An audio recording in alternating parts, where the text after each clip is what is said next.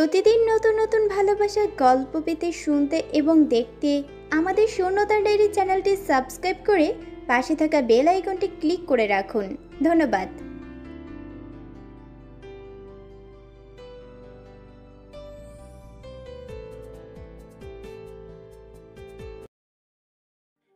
পেশেন্টের অবস্থা খুবই ক্রিটিক্যাল। হাতে পায়ে রগ কেটে ফেলার চেষ্টা করা হয়েছিল।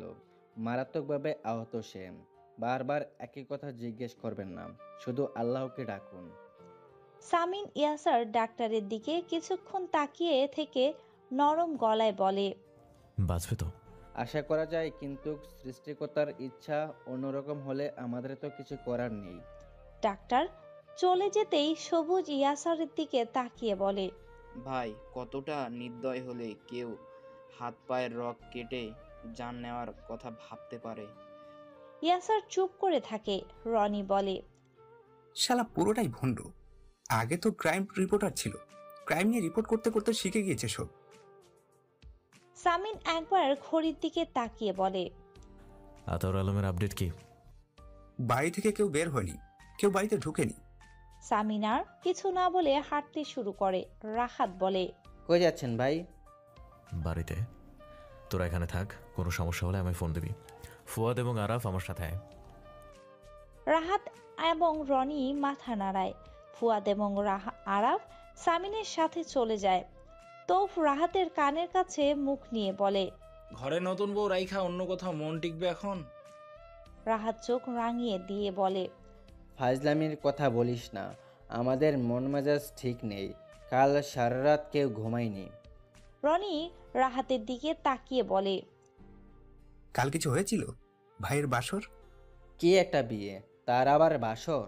থাপড়া থাপড়ি আর থুতো ছোড়াছড়ি হয়েছিল শুধু। এই মেয়ের তেজ কমে এত সহজে? ভাইয়ের মাথায় কি চলছে কে জানে। বিয়ে কোনো প্রতিশোধ বলতে পারিস? এটা কি স্টার জলসা? হুদাই ভাইয়ের মাথায় সমস্যা দেখা দিয়েছে। আলো যেদিন ভাইকে চর মেরেছিল সেদিন থেকেই সমস্যা ভাইয়ের মাথায়। ভাই তো আগে এরকম ছিল না। তৌফ হাসতে হাসতে বলে, ভাই, আমার মনে হয় ইয়াসার ভাই এই মেয়েটিকে পছন্দ করতো। দেখেননি, যখনই বলতেন ভাই মেয়েটিকে কিছু করেন, মেয়েটিকে কিছু করেন, তখনই ভাই বলতো বাদ দে, শুধু নজর রাখ, বাদ দে, শুধু নজর রাখ। আর একটু গভীরভাবে চিন্তা করলে বুঝতে পারবেন যে মানুষটা বিয়েই করতে আগ্রহ দেখাতো না, সে বিয়ে করে নিল হুট করে, তাও আবার শত্রুর মেয়েকে। আশ্চর্য না বিষয়টা? ইসমামের অস্থিরতা বাড়তেই থাকে। 15 ঘন্টা বেশি হয়ে গিয়েছে, অথচ আদ্রিতা তার সাথে কোনো যোগাযোগ করছে না। আচ্ছা, আদ্রিতার ফোনটা নষ্ট হয়ে যায়নি তো? আদ্রিতা তো প্রায়ই বলতো তার ফোনটা কাজ করছে না, কিন্তু সেটা হলেও তো আদ্রিতা কোনো না কোনোভাবে তাকে ইনফর্ম করে দিত। যত সময় যাচ্ছে অস্থিরতা বেড়েই চলেছে ইসমামের। বারবার ফোন হাতে নিয়ে চেক করা ছাড়া আর কোনো কিছুতেই মন দিতে পারছে না সে। ফুয়াদ গাড়িতে উঠে ড্রাইভিং সিটে বসে। সামিন তার পাশে বসে।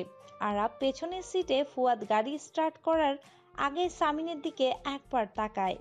সত্যি বাড়িতে যাবে? পার্টি অফিসে যাবি না? মিটিং ডেকেছিলি তো? না, আগামীকাল ভোট কেন্দ্রগুলোতে যাব সোজা। লোক লাগিয়ে দিয়েছি, তারা সবটা দেখবে। ফুয়াদ গাড়ি স্টার্ট করে সামিনের সামনে দিয়ে দৃষ্টি স্থির রেখে বসে আছে। কিছু দূর যাওয়ার পরে ফুয়াদ বলে, একটা কথা বলতো, তুই তো একটা শিক্ষিত ছেলে, তাও এরকম একটা বোকামি কেন করলি? এভাবে বিয়ে হয়? হচ্ছে তো, ও কবুল বলেছে, আমি কবুল বলেছি। 3 লক্ষ টাকা কাবিন ধরে বিয়ে করেছি। কিছুদিন পরে কাবিনের কপি পেয়ে যাবেন। ফুয়াদ ড্রাইভ করতে করতে বলে, সেটা বলিনি আমি। না ও তোকে ভালোবাসে, না তুই ওকে ভালোবাসিস। এই বিয়ের পরিণতি কি হবে? সামিন চুপ করে থাকে। ফুয়াদ বলে, জেদ করে একটা মেয়ের জীবন নষ্ট করলি।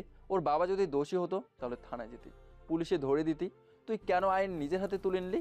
ওর বাবাকে অন্য কেউ মেরেছিল। ও কেন থানা পুলিশ না করে? ও কোনো থানা পুলিশ না করে, অপরাধী শনাক্ত না করে সরাসরি আমায় থাপ্পড় মেরেছিল কেন? বাবার প্রতি মেয়ের ইমোশনটা বোঝার চেষ্টা কর। আলো একটু অন্যরকম মেয়ে। গাড়ি থামা। গম্ভীর কণ্ঠে বলে সামিন ইয়াসার। ফুয়াদ ফুট করে ব্রেক কষে। সামিনের দিকে তাকিয়ে বলে, আমাকে এই মাঝ রাস্তায় নামিয়ে দিয়ে যাবি? অন্তত বাড়িতে দিয়ে আয়, আমাকে একটু ঘুমাবো আমি। সামিন ম্লান হেসে বলে, আমার সাথে ভেতরে চল, কেনাকাটা করতে হবে। ফুয়াদ মাথা ঘুরিয়ে তাকায়। একটা শপিং মলের সামনে তাদের গাড়ি দাঁড়িয়ে আছে। একবার সামিনের দিকে তাকিয়ে বলে, কি কিনবি? কার জন্য কিনবি? আমার বউয়ের জন্য। তাচ্ছিল্যের সাথে বলে সামিন, তার মুখে বিদ্রুপের হাসি। মাম্মার বারণ সত্ত্বেও ইহান বারবার এসে নিচতলায় গেস্ট রুমে উকি দিচ্ছে। মাম্মা বলেছে বাড়িতে নাকি কেউ এসেছে, সে নাকি ইহানের বড় মা হয়, বড় বাবার বউ। ইহান খুবই উৎসুক হয়ে আছে তার বড় মাকে দেখার জন্য, দেখবে বলে, কিন্তু মাম্মা বারবার ধমক দিচ্ছে, ঘরের ভেতর যেতেই দিচ্ছে না ইলহানকে। চুপচাপ লিভিং রুমে কিছুক্ষণ পায়চারি করে আশেপাশে তাকায় ইহান। ঋতু এখন রান্নাঘরে, বাড়ির সবাই দোতলায় আছে, কেউ নিচে নামেনি। ইহান সুযোগ পেয়ে গুটি গুটি পায়ে গেস্ট রুমের দরজা খুলে সামনে গিয়ে দাঁড়ায়। ছোট ছোট দুটো হাত গিয়ে গেস্ট রুমে দরজায় ধাক্কা দিয়ে দরজা খোলে। ঘরে ঢুকে ইহান আশেপাশে তাকায়, কোথাও কাকে দেখতে না পেয়ে ইহান বের হয়ে যেতে নেয়। ঠিক তখনই ইহানের চোখ পড়ে যায় মেঝের দিকে, কেউ একজন মেঝেতে শুয়ে আছে। ইহান গুটি গুটি পায়ে আলোর কাছে যায়। প্রচন্ড খিদে এবং ক্লান্তির চোখে বুঝে হাত দিয়ে পেট চেপে ধরে মেঝেতে পড়েছিল আলো। কারো অস্তিত্ব টের পেয়ে আলো হকচকিয়ে উঠে বসে। সে ভেবেছিল আবার বোধহয় সামিন ইয়াসার নামের পিশাচটা এসেছে। মাথা ঘুরিয়ে তাকাতেই দেখে একটা ফুটফুটে বাচ্চা ছেলে তার দিকে তাকিয়ে আছে। আলো ছেলেটির দিকে তাকিয়ে থাকে। ইহান বলে, তুমি কি বড় মা? আলো তার ঘোলাটে দৃষ্টি দিয়ে ইহানকে দেখে। ইহান বলতে থাকে, তুমি বড় বাবার বউ? ঘন ঘন নিঃশ্বাস ফেলতে থাকে আলো। ইহান ফ্যাল ফ্যাল করে তাকিয়ে আছে আলোর দিকে, আদুরে গলায় বলে, তুমি কি বড় মা, বলো। চলে যাও এখান থেকে। তেজি কণ্ঠে বলে আলো। ইহান ভয় পেয়ে যায় আলোর কণ্ঠস্বর শুনে। আলো চেঁচিয়ে ওঠে, বললাম না চলে যাও এখান থেকে, যাও বলছি, চলে যাও। ইহান মাম্মা বলে একটা বিকট চিৎকার দিয়ে ছুটে বেরিয়ে যায় আলোর ঘর থেকে। বেলা 1:30 নাগাদ ইয়াসারের গাড়ি শান্তিনীরের গেট দিয়ে ঢোকে। গাড়ি থামিয়ে নেমে পড়ে সে। পোনা এসে দাঁড়ায় পোচের সামনে। ইয়াসার গাড়ি থেকে নেমে পোনা চাচাকে বলে, চাচা, রিয়াজকে বলো গাড়ি থেকে প্যাকেটগুলো নামাতে, বাড়ির ভেতরে দিয়ে আসতে বলো। তারপর কয়েক মুহূর্ত চুপ করে থাকে, জিজ্ঞেস করে, বাড়িতে সব ঠিকঠাক? কোনো ঝামেলা হয়নি তো? পোনা মাথা নাড়ায়, মুখে বলে, কোনো ঝামেলা হয়নি। তবে কি? বড় মা ইহান বাবুকে ধমক দিয়েছে। বড় মা? কে বড় মা? পোনা চাচার কথা বুঝতে না পেরে সামিন অবাক হয়ে জানতে চায়। পোনা থতমত খেয়ে বলে, বড় বৌমা, তোমার বউ। সামিন হতভম্ব হয়ে সদর দরজার দিকে তাকায়। ধমক দিয়েছে মানে? কি দুঃসাহস! সামিন ইয়াসার হন্তদন্ত হয়ে বাড়ির ভেতরে যায়। ভেতরে ঢুকে ঋতুকে ডাকতে থাকে। ঋতু এসে সামনে দাঁড়ায়। আলো ইহানকে বকেছে? কঠিন গলায় জানতে চায় ইয়াসার। ঋতু আমতামতা করে বলে, ভাইয়া জানিনি তো, ইহান অচেনা লোক দেখলে তাদের কিভাবে বিরক্ত করে। ভাবিকে কিছু বলবেন না। রিয়াজ এসে প্যাকেটগুলো লিভিং রুমে রেখে চলে যায়। ঋতু সেদিকে তাকিয়ে বলে, এগুলো কি ভাইয়া? ঈশিতা সিঁড়ি বেয়ে নিচে নামে। সামিন বলে, শাড়ি আছে এখানে, নতুন বউয়ের জন্য। ঋতু কিছুক্ষণ সামিনের দিকে তাকিয়ে থেকে বলে, শুধু শাড়ি? হ্যাঁ, 22টা আছে, কম হয়ে গেছে। ঋতু আমতামতা করে বলে, ভাইয়া 22টা শাড়ি দিয়ে কি হবে? আর নতুন বউয়ের জন্য শুধু শাড়ি কেনা হয় না, শাড়ির সাথে আনুষঙ্গিক অনেক কিছু কিনতে হয়। সামিন ঋতুর মুখের দিকে তাকিয়ে বলে, আমি তো জানি না, তুমি বললে শাড়ির কথা, তাই নিয়ে এলাম। তারপর আবার চুপ করে থেকে বলে, ঠিক আছে, যা যা লাগবে তুমি আর ঈশিতা গিয়ে নিয়ে এসো বিকালে। হ্যাঁ? ঋতু মাথা নাড়ায়। ঈশিতা কঠিন গলায় বলে, আমি পারবো না। সামিন বোনের দিকে কিছুক্ষণ তাকিয়ে থেকে ঋতুকে বলে, ওকে নিয়ে এসো। আসবে না ভাইয়া? অভুক্ত থাকায় অবস্থায় কাহিল হয়ে গিয়েছে, তবুও জেদ করে কিছু খাচ্ছে না। অনেক চেষ্টা সামিন করেছি। ঋতুর কথা শুনে গেস্ট রুমের দিকে যায়। ঋতু নিচু স্বরে বলে, ভাইয়া প্লিজ গায়ে হাত তুলবেন না। ভাইয়ার বউয়ের সাথে কি করবে সেটা তুমি বলে দিবে? পেছন থেকে ধমক দেয় ইলহাম। ঋতু মুখ অন্ধকার করে দাঁড়িয়ে আছে। আলো নামের আচেনা মেয়েটার জন্য তার খুব মায়া হচ্ছে। তারা একই রকমের কপাল নিয়ে জন্মেছে যে। দরজা ঠেলে সামিন ভেতরে ঢুকে দরজা চাপিয়ে দেয়। আলো হাঁটুতে মাথা ঠেকিয়ে বসে ছিল মেঝেতে, মাথা তুলে তাকায় সামিনের দিকে। আলোর বিধ্বস্ত মুখটা দেখে হঠাৎ করে সামিনের অদ্ভুত অনুভূতি হয়। কিছুক্ষণ চুপ করে থেকে বলে, ইহান ছোট মানুষ, ও তো আর আমার মতো পিচাস না। ওকে কেন ধমকালে? ও একটা 5 বছরের বাচ্চা মাত্র। এখন না হলেও একদিন ঠিকই আপনার মতো পিচাস হবে ও। ওর শরীরে এই বংশের রক্ত। সামিন একটা চেয়ার টেনে বসে পড়ে। 16 ঘন্টা না খেয়ে আছো, তার উপরও গলায় কি জোর তোমার! হাতেও অনেক জোর, দেখাবো? ঠান্ডা গলায় বলে আলো। সামিন আলোর কথা শুনে বাঁকা করে হাসে, তারপর বলে, শুনেছি তুমি কারাতে জানো, জাতীয় পর্যায়ে 3য় হয়েছ। তবে এতেই নিজেকে অনেক কিছু ভেবে বসো না। যাদের সাথে লড়েছো তারা সবাই মেয়ে মানুষ, দুর্বল প্রজাতি। আমি পুরুষ মানুষ, সিংহ পুরুষ। একটা মোটামুটি ধরনের চর দিলে এখানে 3 দিন পরে থাকবা। আলো সামিনের চোখের দিকে তাকিয়ে আছে। সামিন বলে, শোনো, আত্মবিশ্বাসী বাবার আত্মবিশ্বাসী কন্যা, তোমাকে একটা সুখবর দেই। তোমার মা সুস্থ আছে। অবশ্য তার সুস্থতা তোমার উপরই নির্ভর করবে। যদি এখানে কোনো বাদরামি করেছো তাহলে ওখানে। সামিন থেমে আলোর দিকে তাকায়। আলো চোখে উৎকণ্ঠা। সামিন বলে, আমার সাথে চলো। কোথাও যাব না, আমি শুধু আব্বু আম্মুর কাছে যাব। আমাকে যেতে দিন।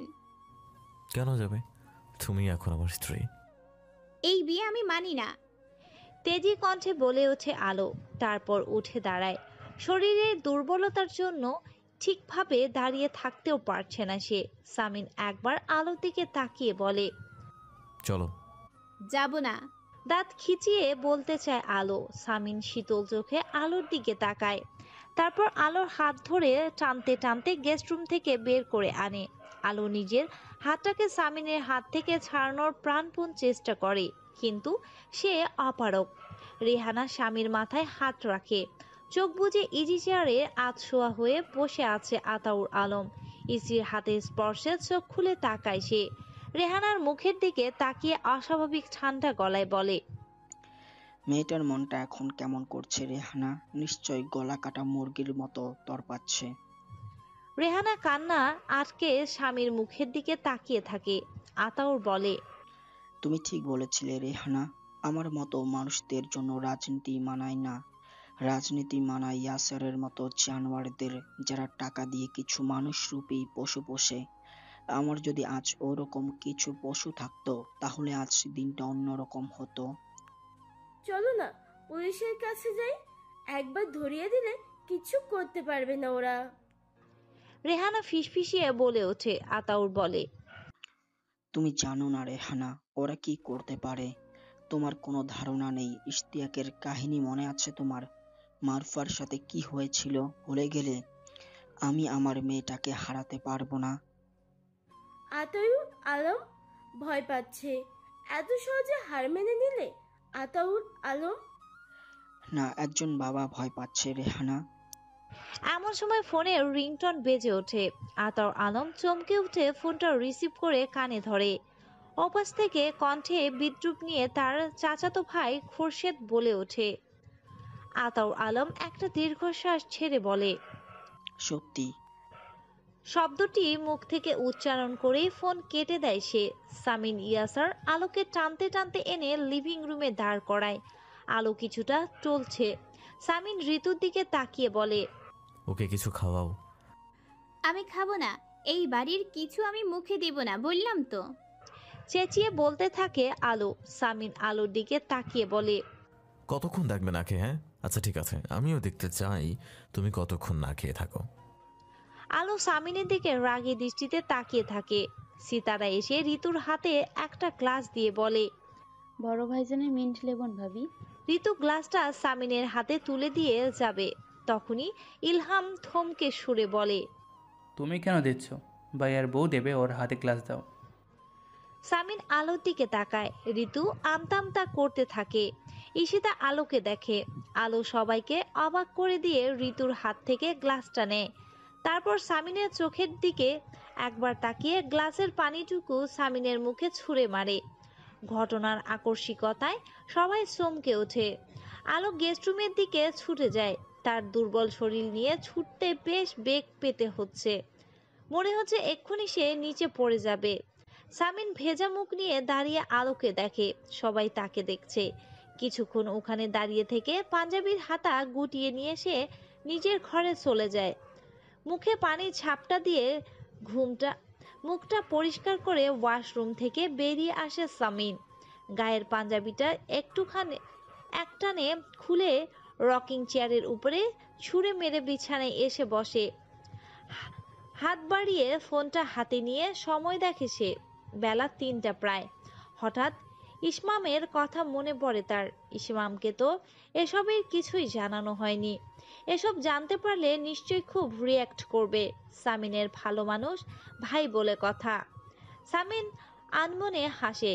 ইসমাম একেবারে মায়ের মতো হয়েছে, স্বচ্ছ।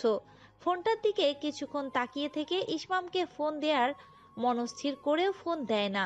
এখন নিশ্চয়ই ঘুমাচ্ছে। শুধু শুধু বিরক্ত করে কি লাভ। এমন সময় ফোনের রিংটোন বেজে ওঠে। ফোনের স্ক্রিনে যার নাম্বারটা ভেসে উঠেছে তার নাম হলো আতাউর আলম। এখন ফোন ধরলেই, ইয়াসার, আমার মেয়েটাকে একটু দেখবো। ইয়াসার, আমার মেয়েটাকে ছেড়ে দাও। ইয়াসার, আমি তোমার পা ধরবো। এসব বলে বলে কাঁদবে। ইয়াসার তা জানে। সে রিসিভ করে না ফোনটা। তৎপরতে থাকুক। ততক্ষণ জামিল আইসিইউতে থাকবে। ততক্ষণ আতাউর আলমও মেয়ের সাথে কথা বলতে না পারার যন্ত্রণায় থরপড়াতে থাকুক। ফোনটা সুইচ অফ করে রেখে সামিন উঠে দাঁড়িয়ে খালি গায়ে আয়নার সামনে গিয়ে দাঁড়ায়। কিছুক্ষণ নিজের প্রতিবিম্বর দিকে তাকিয়ে থেকে বিড়বিড় করে বলে, পিশাচ সামিন ইয়াসার মির্জা। এমন সময় দরজার টোকা পড়ে ইয়াসারের। গভীর কণ্ঠে জানতে চায়, কে? ফুলির মা চেঁচিয়ে বলে ওঠে, নতুনভাবে জ্ঞান হারাইছে ভাইজান। গায়ে একটি নেভি ব্লু রঙের পোলো টি শার্ট চাপিয়ে দ্রুত পায়ে হেঁটে নিচতলায় গেস্ট রুমের দিকে যায় ইয়াসার। আলো অচেতন হয়ে মেঝেতে পড়ে আছে। তাকে ঘিরে বসে আছে ঋতু, ঈশিতা, হেনা ও ফুলির মা। সামিনকে দেখে ঋতু উঠে দাঁড়ায়। আতঙ্কিত মুখ নিয়ে বলে, ভাইয়া অবস্থা খুব খারাপ মনে হচ্ছে। চোখ মুখে পানি ছিটিয়ে দিই। পানি ছিটানোর থেকেও পানি খাওয়ানোটা জরুরি ঋতু। ওকে উঠিয়ে বিছানায় শুয়ে দাও। সবাই ধরাধরি করে আলোকে তুলে বিছানায় শুইয়ে দেয়। ঈশিতা ভাইয়ের দিকে রাগী দৃষ্টি নিয়ে তাকিয়ে আছে। সামিন ইয়াসার তার দিকে তাকিয়ে বলে, পরীকে ফোন করে ডাকো, এসে দেখুক। ঈশিতা কপাল কুঁচকে বলে, পুরী কি ডাক্তার? ও স্টুডেন্ট। আর পুরীকেই কেন ডাকবো? ডাক্তার এলে তোমার অপকর্ম সব ফাঁস হয়ে যাবে সেই ভয়ে। হ্যাঁ তাই। তেজি কণ্ঠে বলে ওঠে ইয়াসার। ঈশিতা আহত চোখে ভাইকে কিছুক্ষণ দেখে। তারপর পরিণামের মেয়েটাকে ফোন করে আসতে বলে। ভাইয়ের দিকে তাকিয়ে নরম গলায় বলে, তোমার কি হয়েছে ভাইয়া? কেন করছো এমন তুমি? বললাম না, বংশের ঐতিহ্য চর্চা করছি। ঈশিতা দৃঢ়ভাবে বলে, জোর করে বিয়ে হয়? এই বিয়েটাই হয়নি। তুমি ওকে ওর পরিবারের হাতে তুলে দাও ভাইয়া। শত্রুতার জেদ ধরে তুমি মেয়েটার গোটা জীবনটা এভাবে নষ্ট করো না। মনে রেখো, তোমারও বোন আছে। আমার বোনের জন্য আমি আছি, ভয় পাচ্ছি না তোর কথা। হ্যাঁ, ভাইয়াকে কিছু বলা বৃথা। ঈশিতা করুণ দৃষ্টিতে বিছানায় অচেতন হয়ে পড়ে থাকা আলো নামের মেয়েটির দিকে দেখে। উজ্জ্বল শ্যামবর্ণের মায়াবী মুখটা কিরকম মলিন হয়ে আছে। ভাইয়া কিভাবে পারছে এমনটা করতে? তার কেন একটুও মায়া হচ্ছে না? রেহানা হাতের পানি গ্লাসটা হাত থেকে মেঝেতে পড়ে ভেঙে গিয়ে তীব্র আওয়াজ হয়। কাচের টুকরোগুলো গোটা মেঝেতে ছড়িয়ে ছিটিয়ে আছে। স্ত্রী পুনরায় অজ্ঞান হয়ে মাটিতে লুটিয়ে পড়েছে ভেবে আতাউর আলম ছুটে আসে। এসে রেহানার দিকে তাকিয়ে ঘন ঘন নিঃশ্বাস ফেলে। রেহানা থমথমে মুখ নিয়ে ঠান্ডা গলায় বলে, আলোর আব্বু, মেয়েটার কি হলো? আলোর আব্বু। আতাউর আলম এগিয়ে আসে স্ত্রীর কাছে। রেহানা হাউমাউ করে কেঁদে দিয়ে বলে, মেয়েটার গায়ে হাত তুলছে। নিশ্চয়ই মেয়েটাকে মারছে খুব। মায়ের চিৎকার শুনে আজান ও আয়াত ছুটে এসে দাঁড়ায়। রেহানার শরীরটা হঠাৎ কেঁপে ওঠে। আতাউর আলম এসে স্ত্রীকে ধরে। রেহানা অস্ফুট স্বরে বলে, মেয়েটাকে দেখবো, কথা বলবো মেয়েটার সাথে। তুমি ওই পশুটাকে ফোন করে বলো আমরা সবাই মিলে ওর পায়ে পড়বো। ও শুধু মেয়েটার সাথে একটু কথা বলিয়ে দিই। আতাউর আলম দুচোখ বন্ধ করে একটা নীরব আর্তনাদ করে ওঠে। সে তো সেই কখন থেকে চেষ্টা করেই যাচ্ছে আলোর সাথে একটু কথা বলে। নির্দয় পশু পাষণ্ড ইয়াসারের মন গলেনি। আজান আয়াত একে অপরের মুখের দিকে তাকায়। ছোট থেকে বন্ধু মহলে সবাই তাদের খেপিয়ে এসেছে লুজার টুইন্স বলে। জীবনে এই পরিস্থিতিতে দাঁড়িয়ে তাদের এটাই মনে হচ্ছে তারা আসলেই লুজার। হঠাৎ কলিং বেলের আওয়াজ হয়। আতাউর আলম স্ত্রীকে ছেড়ে দিয়ে গিয়ে দরজা খুলে। দরজার বাইরে দাঁড়িয়ে আছে রনি, হাতে একটা প্যাকেট। তার মুচকি হেসে আতাউর আলমের দিকে প্যাকেটটা বাড়িয়ে দিয়ে বলে, মা ওই মায়ের ব্লাড প্রেশারের ওষুধ। ধীর পায়ে গেস্ট রুমে ঢুকে পরি প্রথমে সামিরের দিকে তাকায়। সামিনের দিকে তাকিয়ে একটা ঠোক গিলে সে চোখ নামিয়ে নেয়। শ্রদ্ধা করলেও সামিন ইয়াসারকে সে ভীষণ ভয় পায়। সজ্ঞানে কখনো সামিনের সামনে পড়ে না সে। পরির পিছু পিছু ঘরে ঢুকে পোনা। পরি পোনার মেয়ে, দুধে আলতা গায়ের রং নিয়ে জন্মেছে বলে পোনা খুব শখ করে মেয়েটির নাম রেখেছিল পরি। পরি আসলেই পরির মতোই দেখতে। ঘরে দাঁড়িয়ে থাকা প্রত্যেকটার মুখের দিকে তাকিয়ে পরি পোনার দিকে তাকায়। পোনা চোখ দিয়ে ইশারা করে পরিকে বিছানার দিকে তাকাতে বলে। সে বিছানায় শুয়ে থাকা আলোকে একবার দেখে পুনরায় নিজের বাবার দিকে তাকায়। পোনা মৃদু স্বরে বলে, বড় ভাবি তোর। আলোকে খুঁটিয়ে খুঁটিয়ে কিছুক্ষণ দেখে সে। মায়াবী মুখশ্রী, তাকালে সহজে চোখ ফেরানো যায় না। ধীর পায়ে হেঁটে গিয়ে বিছানার পাশটাতে বসে। আলোর পালস রেট চেক করে, ব্লাড প্রেশার চেক করে সামিনের মুখের দিকে তাকায়। সামিন তার দিকেই তাকিয়ে আছে। শরীর অত্যন্ত দুর্বল ভাইয়া, কিছু খাওয়াতেই হবে। কতক্ষণ না খেয়েছিল? 19 ঘন্টা। 19 ঘন্টা না খেয়ে দিব্যি থাকা যায়, পানি না খেলে সমস্যা হবার কথা। পানিও খায়নি। পরি আলোর দিকে তাকায়। সে কিছু বুঝতে পারছে না এখানে কি হচ্ছে। কাউকে জিজ্ঞেস করবে সেই সাহস পরি নেই। নিচু স্বরে দৃষ্টি আলোর মুখের দিকে রেখে বলে, পানি জন্য হয়েছে, একটা চামচ দিয়ে খানিকটা পানি খাইয়ে দাও ঈশিতা আপু। তারপর বলে, এর হাতে পায়ে মাসাজ করে দাও, ধীরে ধীরে হুঁশ ফিরে পাবে।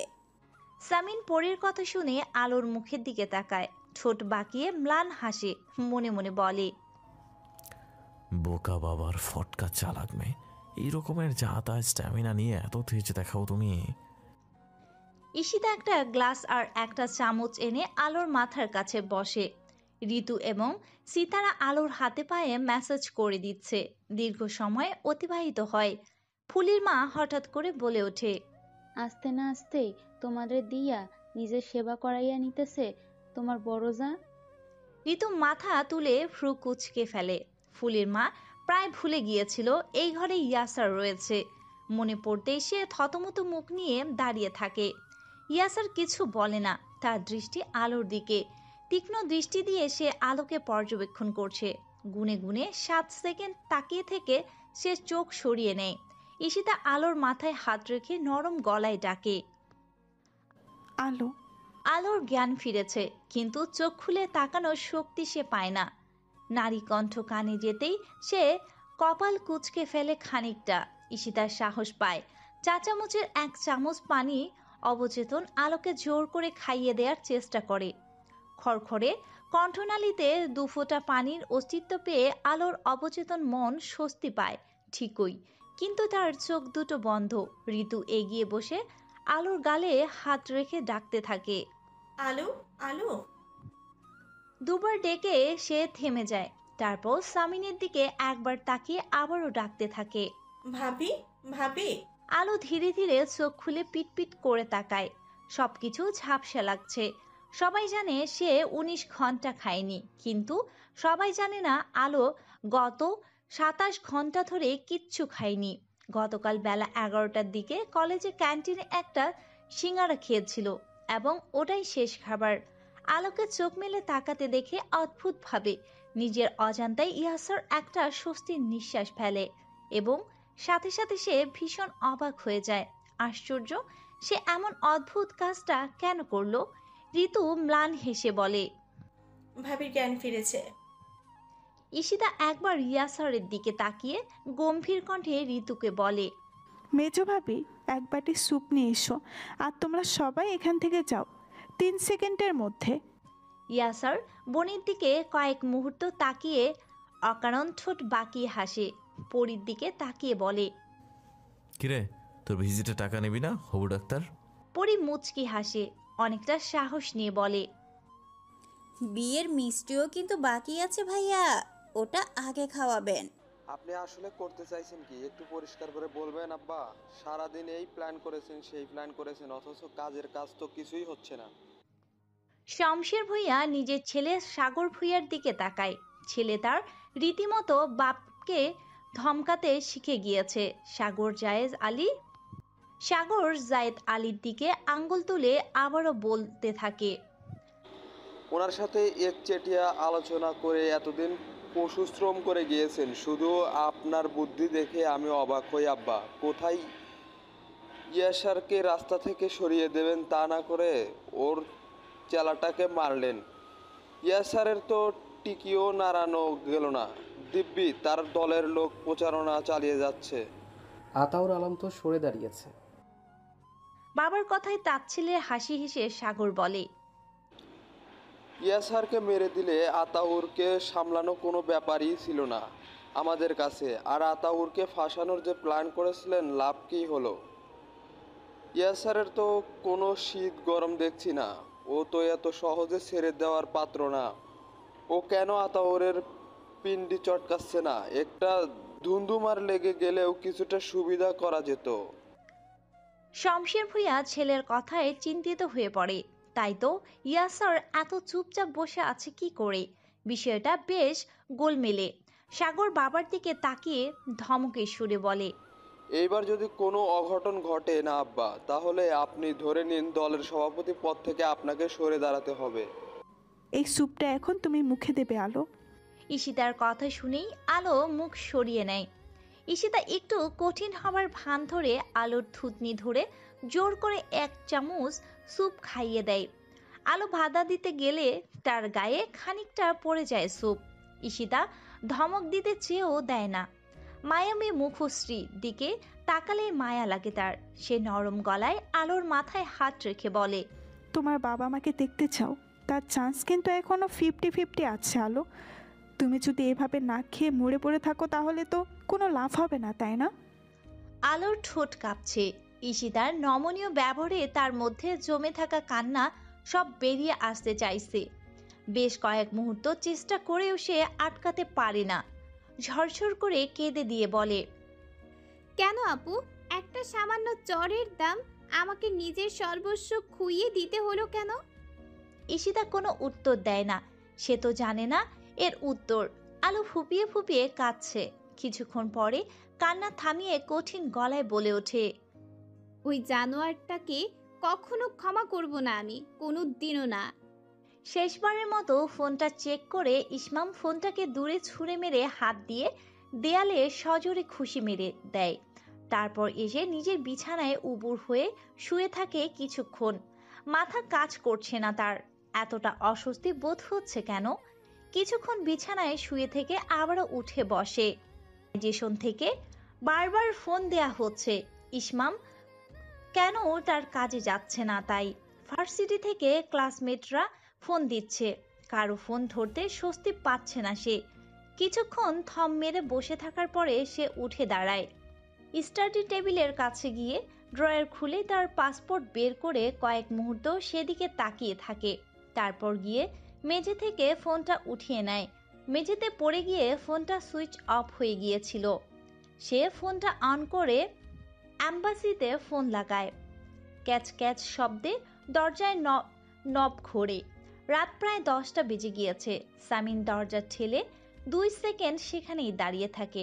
তার কপাল কুঁচকে থাকলেও চোখে অস্বস্তির ছাপ স্পষ্ট। নিজের উপর নিজের প্রচণ্ড বিরক্ত হয়ে যায়। এখন এত স্বস্তি লাগছে কেন? এত কাণ্ড ঘটিয়ে ফেলেও তো অস্বস্তি হয়নি একটুও। একটা ছোট্ট নিঃশ্বাস ফেলে ঘরের ভেতরে এক পা ফেলে আর চোখে পুরো ঘরের দিকে দৃষ্টি দেয়। আলোকে কোথাও দেখতে না পেয়ে আরেক পা ঘরের ভেতরে রাখতেই সে তার ঘাড়ের উপর কোনো ভারী বস্তুর আঘাত অনুভব করে। তৎক্ষণাৎ ডান পাশে তাকাতেই দেখে আলো একটা মোটা বই হাতে দাঁড়িয়ে তার দিকে তাকিয়ে আছে। প্রচণ্ড শক্তি খাটিয়ে সামিনকে আঘাতটা করেছে, তাই হাঁপাচ্ছে সে।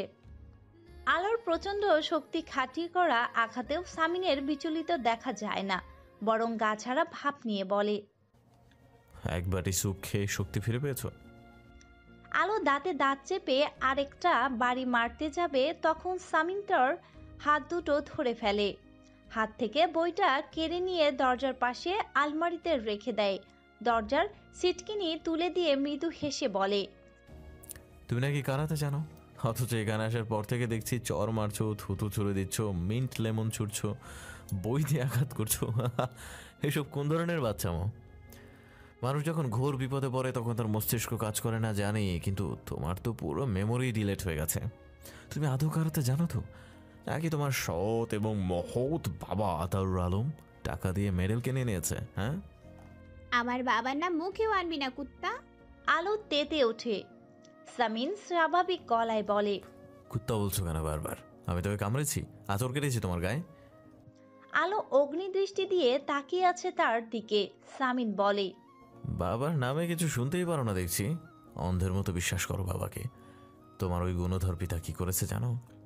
একজনের জান নেওয়ার চেষ্টা করেছে। আলো চমকে উঠে চেঁচিয়ে বলে, মিথ্যা কথা, সব কিছু মিথ্যা কথা। হ্যাঁ হ্যাঁ, দুনিয়ার সব কিছু মিথ্যা। তুমি আর তোমার বাবা সত্যবাদী যুধিষ্ঠির, তার সত্যবাদী বাপের সত্যবাদী কন্যা। তোমার নামটা তোমার বাবা শুধু আলো কেন রাখলো? তোমার নাম রাখা উচিত ছিল সত্যের আলো। আলো বিদ্রুপ গায়ে না মেখে গলা ঝাঁঝ বজায় রেখে চেঁচিয়ে বলে, ভয় দেখিয়ে বিয়ে, কতগুলো মানুষকে জিম্মি করে রাখা, তাদের ব্ল্যাকমেল করা, জোর করে একটা মেয়ের সর্বনাশ করা। তুই তো কাফিরের থেকেও এক ধাপ উপরে। তোর কোনো ক্ষমা নেই পৃথিবীতে। যেদিন ধরা পড়বি জান নিয়ে বাঁচতে পারবি না জানোয়ার। সামিন আলোর দিকে শীতল চোখে তাকিয়ে আছে। আলো বলতে থাকে, নিজের ঘরে এনে ভাবছিস স্বামীর অধিকার ফলাবি? তার আগে আমি প্রাণ ত্যাগ করব। আমি তো তোমাকে কিছুই বলিনি, তুমি একবারই এত কিছু বলছো কেন? কেন জোর করে এই রুমে এনেছিস আমায়? হাঁপাতে থাকে আলো। সামিন মৃদু হেসে বলে, আমি তো জোর করিনি, শুধু বলেছি তোমার কোন ভাই এখানে কি করছে। একজন দোকানে গিয়ে থার্মোমিটার কিনেছে, অন্যজন গেটের কাছে দাঁড়িয়ে আছে, ব্যাস। আর তুমি তাতেই ভয় পেয়ে চলে এলে ঋতুর সাথে আমার শোবার ঘরে। আলো ছুটে এসে সামিনের কলার ধরে চেঁচিয়ে বলে, পিচাস নমরুদ। সামিন আলোর হাত ছাড়িয়ে বলে, আমার 3টা পাঞ্জাবির বোতাম ছিঁড়েছো তুমি, এগুলো কিন্তু তোমাকে দিয়েই ঠিক করানো হবে। আলো ফুসফুস করতে থাকে। গলা থেকে আর কোনো কথা বের হচ্ছে না তার। সামিন মৃদু স্বরে বলে, কি এক বাটি স্যুপের শক্তি ফুর হয়ে গেছে? ফেরাউন। আলো হাঁপাতে হাঁপাতে বলে। সামিন হেসে বলে, তাই নাকি? তাহলে তো তুমি আছিয়া হলে। ডান হাত দিয়ে পকেট থেকে একটা চেক বের করে আলোর হাতে কবজি শক্ত করে ধরে ফেলে সামিন। চেকটা আলোর হাতের মুঠোয় পুরে গম্ভীর কণ্ঠে বলে, বিয়ের কাবিনের টাকা। আলো হাত ছাড়িয়ে চেকটা ছিঁড়ে টুকরো টুকরো করে সামিনের দিকে ছুঁড়ে মারে। সামিন বলে, ঠিক আছে, নগদ ক্যাশ দিচ্ছি। তুই মরবি, মরবি তুই খুব শীঘ্রই ফেরাউন। তাই নাকি? তা নীলনদ কোথায়? বাংলাদেশে তো কোনো নীলনদ নেই। আলো অহেতুক তাকিয়ে থাকে সামিনের দিকে। সামিন আলোকে উপেক্ষা করে বিছানা থেকে একটা বালিশ নিয়ে ডিভানে রাখে। পায়ের চটি খুলে ডিভানে উঠে ওদিক ফিরে শুয়ে পড়ে সে। গম্ভীর কণ্ঠে আলোকে বলে, পাখির কিচিরমিচির নতুন সকালের আহ্বান জানিয়ে দিয়েছে। জানালার থাই গ্লাস ভেদ করে কড়া মিষ্টি রোদ এসে আলোর গায়ে আদর দিয়ে যাচ্ছে। মেঝেতে বসে বিছানার উপরে মাথা ঠেকিয়ে ডান পাশে কাত হয়ে ঘুমিয়ে গিয়েছিল আলো। বাম গালে রোদের উষ্ণতা তার দীর্ঘ ক্লান্তিময় ঘুমের ইতি টানে। ধীরে ধীরে চোখ মেলে তাকায় সে। ছোটবেলা থেকে আলো অচেনা কোনো নতুন পরিবেশে ঘুমাতে পারে না, কিন্তু এই 2 রাত সে যে মানসিক ধকল আলো সামলেছে তাতে এরকম গভীর ঘুম হওয়া স্বাভাবিক। মাথা এখনো ভারী হয়ে আছে যন্ত্রণায়। হাত দিয়ে কপাল চেপে ধরে এদিক ওদিক তাকায় সে। তারপর নিজেকে দেখে গায়ের শাড়িটা ঠিকঠাকভাবে আছে। বিছানায় এক হাত রেখে ভর দিয়ে উঠে দাঁড়ায় সে। এই অচেনা ঘরটিতে সে ছাড়া আর কেউ নেই। ওই পিশাচটা উধাও। ঘরের দরজা খোলা। আলো এই সুযোগে দ্রুত পায়ে বের হয়ে ঘর থেকে। সে জানে এই কারাগার থেকে তার পালানোর পথ রাখেনি ওই চতুর শিয়ালটা। তবুও একবার চেষ্টা করলে তো ক্ষতি নেই। ঘরের বাইরে এসে সে নিচতলায় সিঁড়ি দেখতে পায়। সিঁড়ি বেয়ে দ্রুত পায়ে নামতে গিয়ে থমকে যায় সে। নিচতলায় লিভিং রুমে পিশাচটা তার 2জন লোক বসে আছে। এদেরকে নিশ্চয়ই ওই পিশাচটা তার উপর নজরদারি করতে এখানে বসিয়ে রেখেছে। আলো 2 মিনিট সেখানে দাঁড়িয়ে থেকে হতাশ হয়ে একটা দীর্ঘশ্বাস ফেলে ঘুরে দাঁড়ায়। ঘুরে দাঁড়িয়ে সে ঋতুকে দেখে। ঋতু আলোর দিকে ফ্যালফ্যাল করে তাকিয়ে আছে। ফিসফিসিয়ে বলে ওঠে, পালাচ্ছেন নাকি ভাবি? আলো প্রায় দৌড়ে ঋতুর কাছে যায়। ঋতু 2 বাহু ধরে আকুতি সুরে বলে। ঋতু চোখ বড় বড় করে ফেলে। সে কি উপকার করতে পারে আলোর? এদিক ওদিক তাকিয়ে নিচু স্বরে বলে, কি ভাবি? ঋতু আলোর 2টো হাত মুঠি করে ধরে। এদিক ওদিক তাকিয়ে ফিসফিসিয়ে বলে, আসুন আমার সাথে। সরকার দলীয় প্রার্থী সামিন ইয়াসার মির্জা নিজ এলাকায় 19 নম্বর ওয়ার্ড থেকে ভোটদান সম্পূর্ণ করে বেরিয়ে এসেছে। ভোট কেন্দ্রের বাইরে গণমানুষের ভিড়। রাহাত এগিয়ে গিয়ে একটা ছাতা ধরে সামিনের মাথার উপরে। সামিন হাত দিয়ে সরিয়ে দিয়ে বিরক্ত ভঙ্গিতে বলে, 1000 বার বারণ করেছি আমার সাথে এসব করবি না, তোর আমার চাকর। রাহাত লজ্জিত ভঙ্গিতে হাসে। এরপর বলে, না, আপনি আমাদের নেতা। সামিন এদিক ওদিক তাকিয়ে বলে, বাকি কেন্দ্রগুলোতে খবর নিয়েছিস? ওদিকের অবস্থা কি? এমন সময় রাহাতের ফোন বেজে ওঠে। রাহাত পকেট থেকে ফোনটা বের করে সামিনের দিকে তাকিয়ে বলে, সবুজের ফোন? ও তো 15 নম্বর ওয়ার্ডে আছে, নতুন কুড়ি প্রাথমিক বিদ্যালয়ে, সরমমেশ ভুইয়া এলাকায়। সামিন বলে, জলদি ফোন রিসিভ কর। রাহাত সামিনের কথা মতোই ফোনটা রিসিভ করে লাউড স্পিকার অন করে দেয়।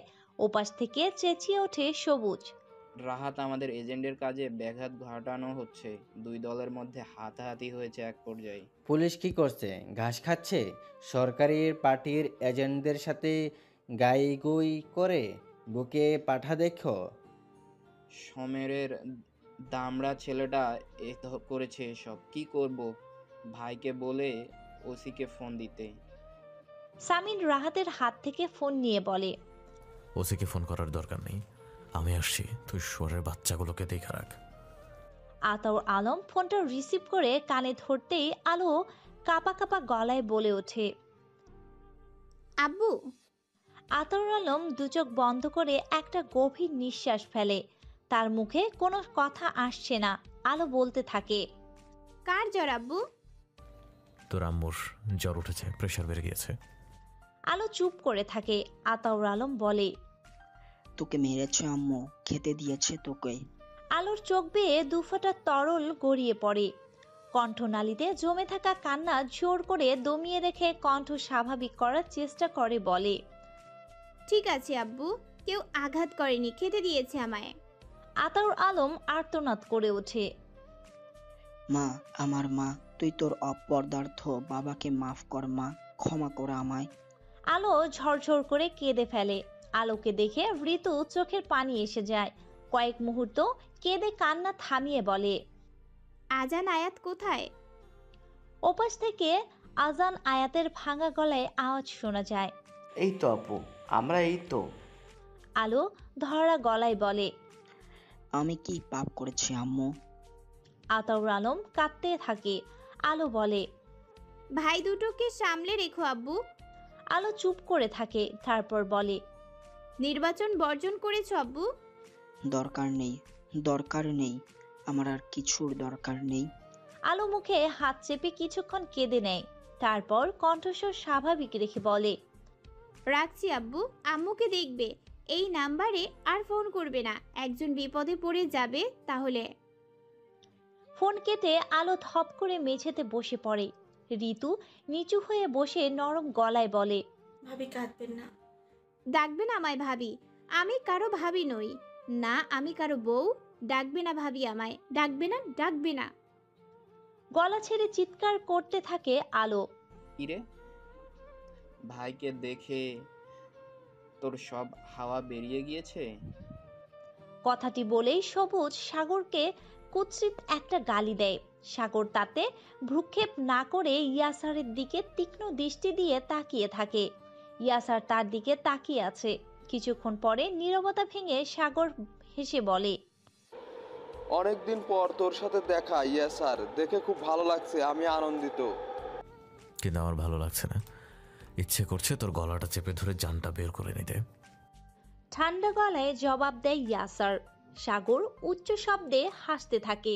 হাসি থামিয়ে বলে, ধীরে নেতা ধীরে, ভোট কেন্দ্রে দাঁড়িয়ে জনগণের জান নেওয়ার হুমকি দিচ্ছেন। কেউ ভোট দেবে আপনাকে? একসময় তুই আমার অনেক ভালো বন্ধু ছিলি, তাই তোকে বরদাস্ত করে গেছে সাগর। নিজের অকাদের মধ্যে থাকবে, নয়তো খুব খারাপ হয়ে যাবে। সাগর দাঁতে দাঁত চেপে শার্টের হাতা ফোল্ড করতে করতে বলে, কি করবি তুই, কি করবি শালা কাপুরুষ? আতাউরের মতো একটা চামচিকা যার দলের লোক মেরে দেয়, সে কি করবে আমাকে? তুই কিভাবে জানলি আতাউর সব করেছে? সামিনের এমন সরাসরি প্রশ্নে সাগর থতমত খায়। আমতা আমতা করে বলে, জানি, সব খবর আসে আমার কাছে। আচ্ছা, তুই আতাউরের সাথে কি করেছিস বলতো? শালা বসে গিয়েছে কেন? গলায় রামদা ধরেছিলি নাকি? সামিন বলে, বেশি চালাকি করবি না সাগর, এখানে কোনো ঝামেলা করবি না। সত্যি যদি মায়ের বুকের দুধ খেয়ে থাকিস, তাহলে নির্বাচনের ফলাফল পর্যন্ত অপেক্ষা কর, তখন মুখোমুখি হও। আচ্ছা তাই নাকি? খুব আত্মবিশ্বাস না তোর? তুই তো মেয়েদের হাত চর খাস শালা, তোকে কে ভোট দেবে? সামিন দাঁতে দাঁত চেপে দাঁড়িয়ে থাকে। এখানে সে মারামারি করতে চায় না, নয়তো আজ সাগরের খুব খারাপ অবস্থা করে ফেলতো। ঋতু একটা প্লেটে অল্প ভাত এবং একটু মাংসের তরকারি নিয়ে ইয়াসারের ঘরে ঢোকে। আলো মেঝেতে বসে বিছানায় পিঠ ঠেকিয়ে রেখেছে, তার দৃষ্টি মেঝের দিকে। ঘরে ঋতুর অস্তিত্ব টের পেয়ে তার দিকে তাকায়। আলো মুখোমুখি হয়ে মেঝেতে বসে ঋতুর প্লেটটা তার দিকে বাড়িয়ে ধরে। নিন ভাবি, ভাতটা খেয়ে নিন, অল্প এনেছে। বললাম না আমাকে ভাবি ডাকবেন না। ঋতু ম্লান হেসে বলে, আচ্ছা ডাকবো না, আপনি খেয়ে নিন না প্লিজ, দয়া করে খেয়ে নিন। আলো প্লেটে হাত দেয়, কিছুক্ষণ প্লেটের দিকে তাকিয়ে থেকে বলে, এই খাবার কোথা থেকে আসে জানো? তোমার শ্বশুর বাড়ির পাপের টাকায়। ঋতু চুপ করে থাকে। এমন সময় ঈশিতা ঘরে ঢোকে। সে দরজার বাইরে থেকে আলোর কথা শুনে ফেলেছে। ঘরে ঢুকে আলোকে বলে, খাবারটা যেভাবেই আসুক, ওটা তোমার রিজিকে ছিল, এখন খেয়ে নাও, কালকের মতো শুরু করো না। ভাইয়া সন্ধ্যায় বাড়িতে আসলে সিনক্রেট হবে, চুপচাপ থাকো, শান্ত থাকো। আমি ভাইয়াকে বুঝাচ্ছি যাতে সে তোমার প্রতি নরম হয়। ঋতু মাথা তুলে ঈশিতাকে বলে, ভোট দিয়েছো আপা? হ্যাঁ ভাবি, তুমি যাও, মেজো ভাইয়া অপেক্ষা করছে তোমার জন্য। ঋতু উঠে চলে যায়। ঈশিতা আলোর কাছে এগিয়ে এসে বিছানায় বসে। আলোর দিকে দৃষ্টি দিয়ে ঠান্ডা গলায় বলে, খেয়ে নাও, আমি এখানে বসে আছি। আলো, খেয়ে খালি প্লেটটা আমার কাছে দাও। অপোজিশন পার্টির সভাপতি শমশের ভূঁইয়া পেয়েছে 48,306 ভোট। অপরদিকে সরকারি দলের মনোনীত প্রার্থী সামিন ইয়াসার মির্জা পেয়েছে 1,12,771 ভোট। 50,000 ভোটার ভোট প্রদান করেছিল। আতাউর আলম নির্বাচন বর্জনের ঘোষণা দিলে তারাও সরে দাঁড়ায়। 24টি ওয়ার্ডে 110টি কেন্দ্রে 730টি বুথের ভোট গণনা সম্পন্ন হয়েছে। 19 নম্বর ওয়ার্ডে সরকারি বয়েজ কলেজের মাঠে উল্লাসে ফেটে পড়েছে সামিন ইয়াসারের ছেলেরা। কলেজের বারান্দায় প্রিজাইডিং অফিসাররা সামিনকে অভিনন্দন জানায়। ম্লান হেসে সামিন ধীর পায়ে মাঠে নেমে আসে। তাকে দেখে তার দলের ছেলেরা দৌড়ে গিয়ে তাকে জাপটে ধরে। সামিন ঠান্ডা গলায় বলে, শান্ত হ, সবাই শান্ত হ। রাহাত প্রায় ছুটে আসে, সামিনকে জড়িয়ে ধরে চেঁচাতে থাকে। ভাই আপনি করে দেখিয়েছিল। সামিন ম্লান হেসে বলে। আমরা করে দেখিয়েছি রাহাত। আরাফ বলে, ভাই ছেলেরা আনন্দ মিছিল বের করতে চাচ্ছে শহরে। সামিন ঠান্ডা গলায় বলে। না। আরাফ শুকনো মুখে বলে, কেন ভাই? জামিল সুস্থ হোক আগে। রাহাত একটা শুকনো হাসি দিয়ে আক্ষেপের সুরে সামিনকে বলে, জামিল ভাই থাকলে এখন উম্মাদদের মতো চেঁচাতো ভাই। বিপুল ভোটের ব্যবধানে জিতে এই শহরের নবনির্বাচিত মেয়র ক্ষমতাসীন দলের ছাত্র নেতা এবং সুপরিচিত জননেতা শামীম ইয়াসার মির্জা। চ্যানেল 24 ঘন্টার ব্রেকিং নিউজ হেডলাইনের দিকে তাকিয়ে আতাউর আলম একটা গভীর নিঃশ্বাস ফেলে। তার স্ত্রী রেহানা বিছানায় শুয়ে স্বামীর মুখের দিকে তাকিয়ে আছে। লিভিং রুম থেকে শোরগোলে আওয়াজ পেয়ে আলো ধীরে ধীরে সিঁড়ির কাছে এসে দাঁড়ায়। সবাইকে এত আনন্দিত লাগছে কেন? 2 মিনিট সেভাবেই দাঁড়িয়ে থেকে দ্রুত পায়ে ইয়াসারের ঘরে ঢুকে সে টিভি অন করে। শহরের নবনির্বাচিত মেয়র শামীম ইয়াসার মির্জা আজ দীর্ঘ 12 বছর পরে স্থানীয় সরকার পরিচালনা করবে একজন তরুণ নেতা। জনগণ আশাবাদী এই শহরকে তিনি নতুন রূপে গড়ে তুলবেন। সংবাদ পাঠিকার মুখে কথাটি শুনে আলো ফ্যালফ্যাল করে তাকিয়ে থাকে কয়েক মুহূর্ত, তারপর চেঁচিয়ে ওঠে, ধ্বংসযজ্ঞ চালাবে ওই পিচাসটা তোদের শহরে, তোরা বুঝলি না বোকার দল। রিমোট টিপে টিভি অফ করে মেঝেতে বসে থাকে সে। শরীরটা একটু একটু কাঁপছে, চোখে পানি এসে গিয়েছে। পরাজয়, অসহায়ত্ব এবং লাঞ্ছনার পানি। খানিক বাদে ফুপিয়ে কেঁদে ওঠে অস্ফুট স্বরে বলে, কেন আল্লাহ ওই শয়তানটাকে কেন জিতিয়ে দিলে? রাত প্রায় 10:30 বেজে গিয়েছে। নির্বাচনী ঝামেলা সামলে জয়ী মুখ নিয়ে বাড়িতে ফিরে আসে সামিন। সন্ধ্যার পরে নির্বাচনের ফলাফল ঘোষণার পর থেকেই একটার পর একটা ফোন তুলতে হচ্ছে তার। সবাই তাকে অভিনন্দন জানাচ্ছেন। সংবাদ সদস্য কবির আলমগীর তাকে নিজে এসে শুভেচ্ছা জানিয়েছেন। দলের ছেলেরা তাকে ইয়াসার ভাইয়ের সাথে ছবি তুলে সামাজিক গণমাধ্যমে আপলোড করে সামিনকে অভিনন্দন জানাচ্ছে। সবাইকে মিষ্টি খাইয়ে সব সৌজন্যতা শেষ করে হাসপাতালে গিয়ে জামিলকে দেখে এসেছে একবার। গাড়ি থেকে নামতেই পোনা চাচা দৌড়ে এসে সামিনকে জড়িয়ে ধরে অভিনন্দন জানায়। সামিল হেসে ফেলে, তারপর বলে, বাড়ির কি অবস্থা? সব ঠিকঠাক, শুধু ইলহামের সাথে তর্কাতর্ক হয়েছে বড় বৌমার। ইলহামকে বলেছে চরিত্রহীন। সামিন বলে, এসব করে কি হলো? ইলহাম বড় বৌমাকে তোমার জেতার কথা জানাতে গিয়েছিল। বড় বৌমা রেগে গিয়ে বলে, দূরে গিয়ে মর, দর্শন মামলার আসামি, চরিত্রহীন কোথাকার। সামিন একটা বড় নিঃশ্বাস ফেলে ঘরের ভেতরে চলে যায়। দরজার খোলার আওয়াজ পেয়ে আলো কপাল কুঁচকে ফেলে। তার মনে তীব্র যন্ত্রণা হতে শুরু করে। ভেতরে ঢুকে সামিন আলোর দিকে একবার তাকিয়ে দেখে আলো মেঝেতে বসে আছে। সামিন দরজার সিটকিনি তুলে দিয়ে আলমারি থেকে একটা ট্রাউজার এবং টি শার্ট বের করে ওয়াশরুমে ঢুকে পাল্টে নেয়। তোয়ালে দিয়ে মুখ মুছতে মুছতে গম্ভীর কণ্ঠে বলে, তোমার তো কোনো লস হলো না। বাপ হয়নি তো কি হয়েছে, তোমার স্বামী তো মেয়র হয়েছে। আলো দাঁতে দাঁত চেপে বসে থাকে হাত মুষ্টিবদ্ধ করে। সামিন আলোর দিকে এগিয়ে গিয়ে আলোর মুখোমুখি হয়ে মেঝেতে বসে। আলো ইচ্ছে করছে পিশাচটার গলায় ছুরি বসিয়ে দিতে। সামিন আলোর কপালের দিকে তাকিয়ে বলে, ভেবেছি আজ আমার অনুপস্থিতিতে তুমি পালানোর চেষ্টা করবে, তা করনি দেখে আমি খুশি হয়েছি। তুমি বুঝদার মেয়ে আলো। আলো মুখ ঘুরিয়ে অন্যদিকে তাকিয়ে আছে। সামনের মানুষটাকে দেখলেই যে তার ঘৃণা হয়। সামিন হাতের তোয়ালাটা আলোর হাতের উপর রেখে বলে, যাও, এটা ওই চেয়ারের উপর রেখে এসো। আলো সামিনের দিকে তাকায়। সামিন কণ্ঠে বিদ্রুপ মিশিয়ে বলে, তোমার স্বামী তোমাকে আদেশ দিচ্ছে। কথাটি শুনে ঘৃণায় আলোর গা গুলিয়ে ওঠে। তোয়ালেটা এক ছটকায় সরিয়ে দিয়ে সামিনের দিকে থুতু ছুঁড়ে মারে। আলো ছুঁড়ে দেয়া থুতু সামিনের টি শার্টে বুকের কাছে লাগে। সামিন কয়েক মুহূর্ত আলোর দিকে তাকিয়ে থেকে উঠে টি শার্টটা পাল্টে নেয়।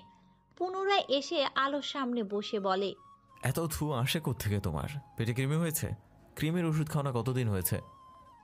তারপর কিছুক্ষণ চুপ থেকে কণ্ঠস্বর গম্ভীর করে বলে, ওই টি শার্টটা কাল সকালে তুমি ধুয়ে দেবে।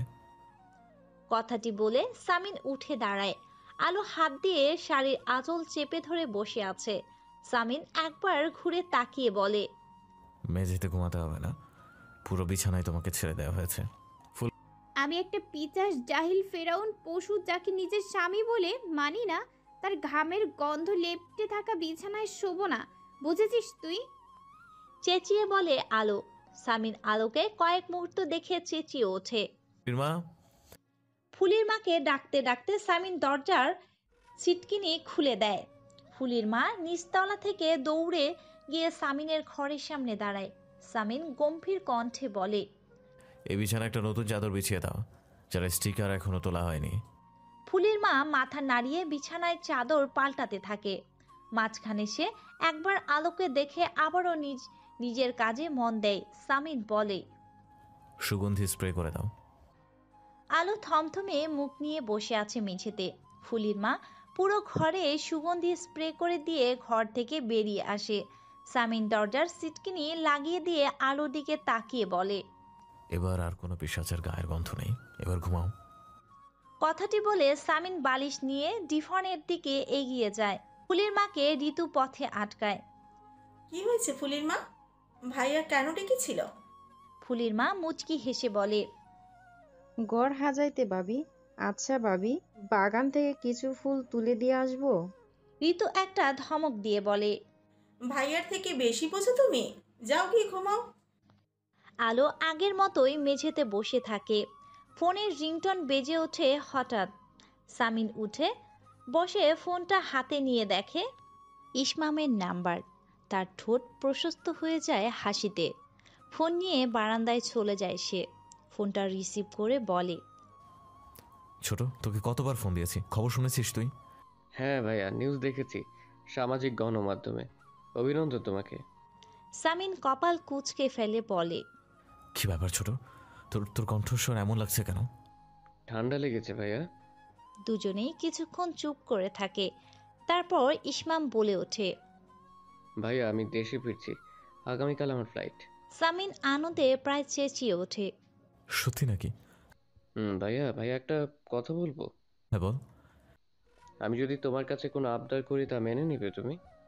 তোমার পছন্দ না হলেও? সামিন কিছুক্ষণ চুপ করে থেকে বলে, যে ভাইটা কখনো আমার কাছে কোনো আবদার করেনি, তার প্রথম আবদার আমি ফিরিয়ে দিব? কখনো না। তুই শুধু আয় ছোট, আর এখানে তোর জন্য একটা সারপ্রাইজ আছে। ইসমাম শুকনো গলায় বলে, কি ভাইয়া? সেটা এলেই দেখতে পাবি। বিছানা ছাড়তে একবারেই ইচ্ছে করছে না তার। ঘুম ভাঙার পরেও কিছুক্ষণ মটকা মেরে পড়ে থাকে সামিন। হুট করে আলোর কথা মাথায় আসতেই সে চোখ খুলে তাকায়। ধরপড়িয়ে উঠে বসে বিছানার দিকে তাকায়। কেউ নেই সেখানে। মেঝেতে পা রেখে ঘরে পড়ার চটি জোড়া পায়ে দেয়। ঘরের দরজা খোলা। সামিন একবার হাই তুলে ঘরের বাইরে এসে ঋতুকে ডাকতে থাকে। ঋতু নিচতলা থেকে নিচু স্বরে জবাব দেয়, জি ভাইয়া। আলো কোথায়? ঋতু অবাক হয়ে বলে, জানি না তো ভাইয়া, ঘরে নেই। ভাবিকে তো নিচে নামতে দেখিনি আমি। সামিন চোখ মুখ শক্ত করে সিঁড়ি বেয়ে নেমে সোজা সদর দরজার দিকে যায়। বাড়ি থেকে বের হয়ে সোজা বাড়ির দারোয়ানের রিয়াজকে ডাকতে থাকে। রিয়াজ প্রায় ছুটে আসে। আলোকে দেখেছিস? বাইরে গিয়েছে। সকাল থেকে এখানেই ছিলি? বাইরের কটেজ থেকে পোনা বের হয়। সামিনকে দেখে বলে, কি হয়েছে? আলোকে পাওয়া যাচ্ছে না। গম্ভীর কণ্ঠে বলে সামিন। ফোনের রনি নাম্বার ডায়াল করে ফোন লাগায়। পোনা কপাল কুঁচকে এদিক ওদিক তাকাতে চাপা স্বরে চেঁচিয়ে বলে, ও তো বড় বৌমা বাগানে। সামিন ফোন কেটে দিয়ে অবাক হয়ে ঘুরে তাকায়। আলোর দিকে এক দৃষ্টিতে তাকিয়ে থাকে। তার ফুলের বাগানের কাছে দাঁড়িয়ে আছে আলো, শূন্য দৃষ্টিতে তাকিয়ে আছে। পরনে তার লাল রঙের একটা শাড়ি, তাকে একটা ফুলের থেকে কম কিছু লাগছে না। রাতে সামিন এসব কিছু খেয়াল করেনি, কিংবা খেয়াল করতে চায়ও নি সে। কিন্তু সকালের সূর্য তার চোখে আঙ্গুল দিয়ে ওই নারীর কায়ার সৌন্দর্য দেখিয়ে দিতে চাইছে। পোনা এগিয়ে যেতে থাকে আলোর দিকে। সামিন ধীর পায়ে পোনার পিছু পিছু যায়। আলো ওদিক ফিরে দাঁড়িয়ে একটা ফুল ছোঁয়ায়। বড় বৌমা, নমনীয় অচেনা পুরুষ কণ্ঠ শুনে আলো চমকে উঠে পোনার দিকে তাকায়। পোনা হাসি হাসি মুখ করে বলে, আমি পোনা, এই বাড়ির আজীবন মেয়াদী কেয়ারটেকার। ভয় পো না মা। আলো এক দৃষ্টিতে তাকিয়ে থাকে পোনার দিকে। সে কি বলবে? সামিন আলোর দিকে তাকিয়ে আছে। আলো পোনার থেকে চোখ সরিয়ে আবারও ফুল গাছগুলোর দিকে তাকায়। পোনা বলে, এই গাছগুলো তোমার স্বামী নিজের হাতে লাগিয়েছে। তার ফুল গাছের খুব শখ। সেই ছোট থেকে এই বাড়ির প্রত্যেকটা বাগান সে নিজের হাতে করেছে। আলো ঘুরে দাঁড়ায় পোনার দিকে। ঘুরে দাঁড়াতেই তার চোখ যায় সামিনের দিকে। সামিনকে দেখেই সে চোখ মুখ শক্ত করে ফেলে। তারপর ফুল গাছের দিকে তাকিয়ে পোনার চাচাকে বলে। পোনা অবাক চোখে তাকিয়ে আছে আলোর দিকে। সামিনের কোনো ভাবান্তর নেই। সে জানে আলো তাকে অপমান করে কিছু একটা বলবে এখন। সামিনের ধারণা সত্যি। আলো তার কিছু আঙ্গুল তুলে পোনা চাচাকে বলে, এই অসভ্য লোকটার সাথে ফুল মানায় না, এর সাথে কাটা মানায়। এই ফুল গাছগুলো উপড়ে ফেলে এখানে কিছু মান্দার গাছ এনে লাগিয়ে দিন। তারপর সেই গাছে দড়ি বেঁধে গলায় পেঁচিয়ে ঝুলে পড়তে বলুন এই কুলাঙ্গারটাকে। পোনার মুখ হা হয়ে যায় আলোর কথা শুনে। আলো চোখ মুখ জ্বলছে রোদে এবং রাগে। সামিন কয়েক মুহূর্ত পরে ঠান্ডা গলায় পোনাকে বলে ওঠে, ওকে দাঁড় করিয়ে রেখে ওর চোখের সামনে গাছগুলো উপড়ে ফেলে দিন পোনা চাচা। তারপর ওকে বাড়ির ভেতরে পাঠিয়ে দিন। সামিন চলে যায় বাড়ির ভেতরে। আলো বিড়বিড় করে বলে, ফেরাউন। পোনা আলোর দিকে তাকিয়ে বলে, এমন কথা বলো না মা, এমন কথা বলে না স্বামীকে। আলো তেতে ওঠে। স্বামী? কিসের স্বামী? ওই ক্রিমিনালটাকে আমি স্বামী বলে মানি না। স্বামীন ইয়াসার কোনো ক্রিমিনাল না মা। আলো দাঁত খিচিয়ে বলে, স্বেচ্ছায় অন্ধ আপনারা। চোখে পট্টি বেঁধে রেখে কিভাবে দেখবেন সব? আমার সাথে যা হয়েছে তারপরেও বলবেন ও ক্রিমিনাল না? পোনা কিছুক্ষণ চুপ করে থেকে বলে, দেখো মা, তোমার আর স্বামীনের বিষয়ে আমি কোনো মন্তব্য করতে চাই না। স্বামীন ছোট থেকেই একটু জেদের বশে করে ফেলেছে। কিন্তু মা, ও খারাপ ছেলে না। ওকে আমি এইটুকু বয়স থেকে চিনি। ও কয়টা এতিমখানা চালায় তুমি জানো? ও সবসময় মানুষের উপকার করে। ওর কাছে কেউ সাহায্য চাইলে বিনা প্রশ্নেও সাহায্য করে।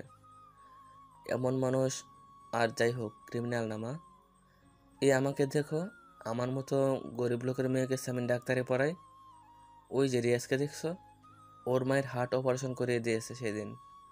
প্রত্যেক বছর পারিবারিক ব্যবসা থেকে কত টাকা অসহায়দের মাঝে যে দান করে জানো? আলো একটা তাচ্ছিলের হাসি হাসে তারপর বলে, আপনাদের কাছে ও মহৎ, কারণ ও আপনাদের কিছু না কিছু করে দিয়েছে চাচা। কিন্তু আমার কাছ থেকে তো আমার সব কেড়ে নিয়েছে ওই জানোয়ারটা। আমার পরিবার, আমার খুশি, আমার ভালো লাগা, আমার গোছালো একটা সুন্দর জীবন সব নিঃস্ব করে ছেড়েছে আমায়। ও ক্রিমিনাল বললেও তো কম হয়ে যাবে চাচা। কোথায় যাচ্ছ? সিঁড়ির প্রথম ধাপে এক পা দিয়েই পিশাচটার কণ্ঠ শুনে আলো থমকে দাঁড়ায়। সামিন রুটি ছিলে ডালের বাটিতে ডুবিয়ে আলোকে প্রশ্ন করে। আলো উত্তর দিবে না করেও বলে ওঠে, নরকে। খেয়ে তারপরে যাও। ঠান্ডা গলায় বলে সামিন ইয়াসার। লিভিং রুমের সাথে লাগোয়া ডাইনিং টেবিলে বাড়ির সবাই সকালের খাবার খেতে বসেছে। ঋতু নরম গলায় ডাকে, খেয়ে যান ভাবি। আলো তেতে ওঠে, একদম আমার সাথে সম্পর্ক পাতাবে না বলে দিলাম। বলেছি না আমাকে ভাবি ডাকবে না, বলেছি না। ঋতু শুকনো হাসি হেসে বলে, আচ্ছা ডাকবো না, এই শেষবার। আপনি খেতে বসেন ভাবি, কাল রাতে খাবার খাননি। আলো ঋতুর কথায় উত্তর না দিয়ে ঘুরে আবার সিঁড়ির দিকে যেতে নেয়। সামিন বলে ওঠে, এবারে কেউ তোমার চাকরানি না, আমার বোন আমার ভাইয়ের স্ত্রী কেউ তোমার চাকরানি না যে প্রত্যেক বেলায় তোমার খাবার নিয়ে ঘরে নিয়ে গিয়ে মুখে তুলে খাইয়ে দেবে। আমি তাদের বলি, আপনার বাড়ির খাবার আমার শরীরে বিষের থেকে কম প্রভাব ফেলে না। চুপচাপ মুখ না চালিয়ে খেতে এসো। আলো একটা দীর্ঘশ্বাস ছেড়ে খাবার টেবিলের দিকে এগিয়ে যায়। টেবিলের উপর রাখা রুটির বাটি থেকে একটা রুটি উঠিয়ে নিয়ে সেটা থেকে এক টুকরো ছিঁড়ে মুখে দিয়ে এক গ্লাস পানি হাতে নেয়। তারপর রুটির টুকরোটা পানি দিয়ে গিলে হনহন করে সিঁড়ি বেয়ে উপরে চলে যায়। আলো নরকে ঢুকে দরজা চাপিয়ে দরজার কাছে দাঁড়িয়ে থাকে। হ্যাঁ, ইয়াসারের এই ঘরটা তার কাছে নরকের থেকে কম কিছু না। শূন্য দৃষ্টিতে কিছুক্ষণ তাকিয়ে থাকে সে। হঠাৎ তার চোখ পড়ে দেয়ালে টাঙানো একটা ছবি।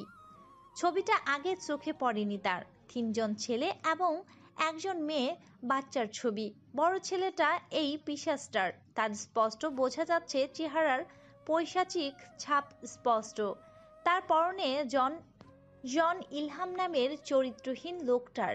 মেয়েটিকে ঈশিতা নামের মেয়েটি। চেহারায় বেশ মিল পাওয়া যাচ্ছে। ছোট এই ছেলেটি তবে কে? আলো কিছুক্ষণ ছবিটার দিকে তাকিয়ে থাকে।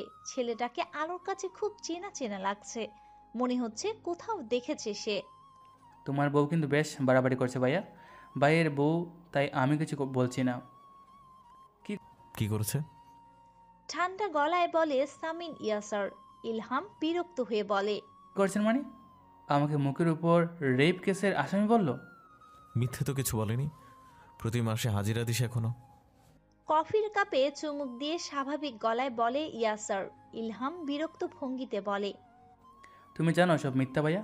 ওনা ধরে টেনেছিলাম শুধু। তোর ওই এক টানে আমাদের পরিবারের রাজনৈতিক ক্যারিয়ারে ডাউনফল শুরু হয়েছিল। জেলে পচে মূর্তি। হ্যাঁ, ভালোর মধ্যে হয়েছে ঋতুর মতো একটা মেয়েকে বউ হিসেবে পেয়েছিস। ইলহাম নাকচোখ কুঁচকে ফেলে। কি ভালো, একটা গ্রামের মেয়ে। নেহাত ইলহামের সন্তানে পেটে ধরেছে, নয়তো কবে বাড়ি থেকে নামিয়ে দিত। সামিন কফি শেষ করে বলে, ইসমামের জন্য দোতলার উত্তর পাশের ঘরটা পরিষ্কার করে রাখবে ওদের দিয়ে। আমি এখন বেরোবো, আজ সংবর্ধনা সভা। ইলহাম মাথা নাড়ায়। সামিন বলে, বাবা আসবে কবে?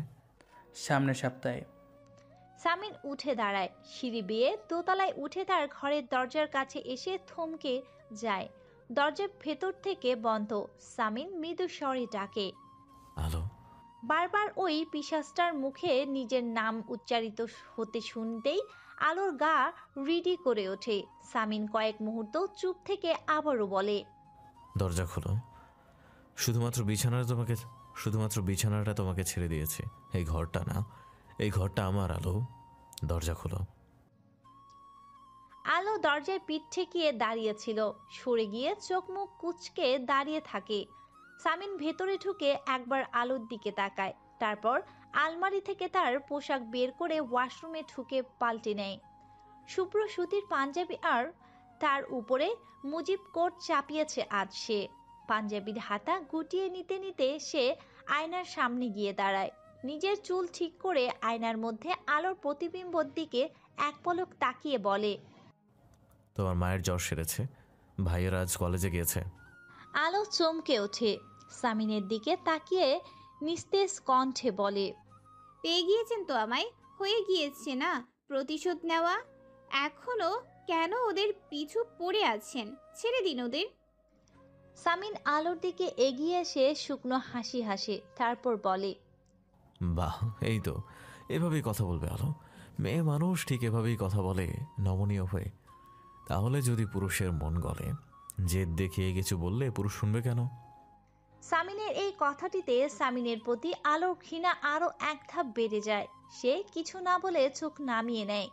বলতে বলতে সে ক্লান্ত। সামিন বলে, নজর রাখছি না ওদের উপর, দেখভাল করছি। তোমার ভাই দুটো একেবারে যা তা লেভেলের ভীতু, ওদের দেখভাল করতে হবে প্রচুর। যত যাই হোক, আমি তো ওদের দুলাভাই, রাইট? দুলাভাই শব্দটা শুনে আলোর দাঁতে দাঁত চেপে দাঁড়িয়ে থাকে। সামিন আলোর দিকে কিছুক্ষণ তাকিয়ে থেকে আলোর হাত ধরে। আলো এক ছটকায় হাতটা ছাড়িয়ে নেয়। সামিন আবারও ধরে আলোর হাত। তারপর আলোর কনুইয়ের দিকটা দেখে, আলোর দিকে তাকিয়ে গম্ভীর কণ্ঠে বলে, এতটা কেটেছে কিভাবে? আলো হাতটা ছাড়িয়ে দিয়ে দৌড়ে বারান্দায় চলে যায়। সামিন 1 মিনিট দাঁড়িয়ে থেকে ড্রয়ার থেকে একটা মলম আর তার 3টা পাঞ্জাবি বিছানার উপর রেখে বলে, মলমটা লাগিয়ে নিও। আর আমার বাড়ির প্রাচীর খুব উঁচু, আলো। এই বাড়ির প্রাচীর টপকে পালাতে পারবে না তুমি। শুধু শুধু তার কাটায় লেগে নরম ত্বক ক্ষতবিক্ষত হবে। আজই প্রথম এবং শেষ। এরপর কখনো যদি দেখি তুমি বাগানে গিয়েছো তাহলে খুব খারাপ হবে। আজকে এই চমৎকার পাকনামের জন্য তোমাকে শাস্তি হিসেবে এই পাঞ্জাবি 3টা দিয়ে গেলাম। বোতামগুলো লাগিয়ে রাখবে। সামিন চলে যায়। আলো চোখ বন্ধ করে একটা দীর্ঘশ্বাস ছাড়ে। চালাক শিয়ালটা ঠিক বুঝে নিয়েছে আলো বাগানে কেন গিয়েছিল। আমাদের সুমাইয়া অনুভূতি ভাই আজ লেট করেছে, এ ব্যাপারে তোমাদের মতামত কি ভাই লোক? রাহাতের এমন প্রশ্নে সবাই ওর মুখের দিকে তাকায়। ফুয়াদ চেয়ার টেনে বসতে বসতে বলে, কাল সারাদিন ধকল গিয়েছে, তাই ঘুমটা একটু গভীর হয়েছে বোধহয়। ফুয়াদের এমন উত্তরে বিরোধিতা করে তৌফ বলে, না ভাই, ভাই তো এই প্রথম এত ধকল সামলায় না। এসবে ভাইয়ের অভ্যাস আছে। আসলে নতুন বউ রেখে বিছানা ছাড়তে ইচ্ছা হয় না পুরুষ মানুষের। আমাকে দেখেন, আমি তো আসতেই চাইনি এত তাড়াতাড়ি। রনি ভাই ঘাড় ধরে নিয়ে আসছে। সবাই কিছুক্ষণ চুপ করে থাকে। আরাব ফুয়াদের দিকে তাকিয়ে বলে, ভাই ওই মেয়েটাকে নিয়ে কিভাবে সংসার করবে সেটাই তো বুঝতে পারছি না। ওই মেয়েকে তো ভাই ভালোবাসে না। ভালো আজ বাসে না, কাল তো বাসতেই পারে। তৌফের এমন কথায় রাহাত বলে, ভাই অমন মেয়েকে কখনোই ভালোবাসবেন না। ওই মেয়ে আজীবন একটা জেতেই হয়ে থাকবে ভাইয়ের কাছে। না ভাই, মিলিয়ে নিয়েন আমার কথা। মেয়ে মানুষ জাদু জানে ভাই। দেখবেন একদিন ঠিকই ভাই ওই মেয়েকে বুকে টেনে নিয়ে বলবে, ভেঙেছ কলসির কানা, তা বলে কি প্রেম দেব না। সবাই চাপা সরে হেসে ওঠে তৌফের কথায়। তৌফ মুখ হাসি হাসি করে বলে, স্ত্রীকে বিছানা সৌন্দর্য উপাধি দেওয়া ভাই একদিন ওই মেয়েকে মাথায় তুলে নাচবে। এটা যদি না হয় তাহলে আমার নাম উল্টে ফেলবেন। রাহাত বলে, আমি এখনই তোমার নাম উল্টো ফেলছি। তোমার নাম আজ থেকে ফৌ। এমন সময় সামিন এসে দাঁড়ায় সেখানে। সামিনকে দেখে তৌফ চুপ হয়ে যায়। ফুয়াদ উঠে দাঁড়িয়ে বলে, দেরি হলো কেন? প্রথম দিনে এত দেরি? জনগণ তো আশাহত হবে না তা? সামিন চেয়ার টেনে বসতে বসতে বলে, ইসমাম আসবে কাল, ওর জন্য বাড়িটা একটু গোছগাছ করিয়াছে। লোককে বুঝিয়ে দিয়ে এলাম সবটা। তৌফ সামিনের দিকে তাকিয়ে বলে, ভাই আপনাকে আজ খুব সুন্দর লাগছে। মুজিব কোট গায়ে আপনাকে পুরো শেখ মুজিবুরের মতো লাগছে, শুধু গোফ এবং হাতে পাইপটা নেই। আরাফ পানি খেতে নিচ্ছিল। তৌফের কথা শুনে কাশি উঠে যায় আরাফের। ফুয়াদ সামিনের দিকে তাকিয়ে বলে, এখন চল, বসে বলি কেন? আজ তোর সংবর্ধনা অনুষ্ঠান, তোর কোনো শীত গরম দেখছি না। সামিন উঠে দাঁড়ায়। সত্যি কোনো এক অজানা কারণে সে আগ্রহ পাচ্ছে না কোনো কিছুতেই। মন পড়ে আছে বাড়িতে। এর কারণ কি? আজান আয়াত হাঁটতে থাকে। পিছন থেকে কলেজের কিছু সিনিয়র ছেলে ডাকে ওদের।